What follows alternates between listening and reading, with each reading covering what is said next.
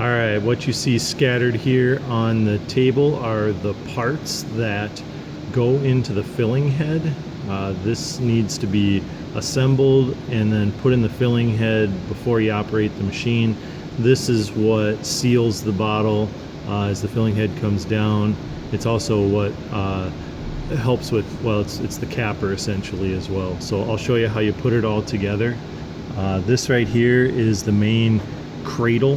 This holds all the pieces, and this is what you slide up into the filling head. I'll show you that here in a minute. So I'm going to set that down.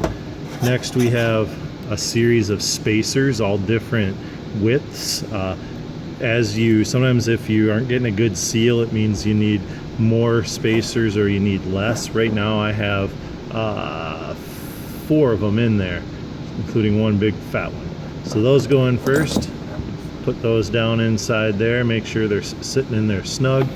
Then you take one of these gaskets. A guy in Milwaukee makes them for me. You can find them on the contact list. These are called throat gaskets, and they're just made of rubber. Put those in. You want to make sure that they're in good shape, that they're not too beat up on the inside. If they do get beat up, a bottle bottles will get stuck. And they'll get stuck in there, and then when the filling head goes up, the bottle will go with it. It won't release them. Okay, so that sits in there nice and level. Then you take this piece with the little notch, that little guy right there, and you set that in. Make sure it's sitting on there level and it's sitting in there right. And then you take this piece, the capper, and it has a hole. That hole goes right in that notch, and it sets just like that. And you want to make sure, so that you can see there's where the caps go in, and you want to make sure that's facing front and it's nice and level. And that's how you assemble that part.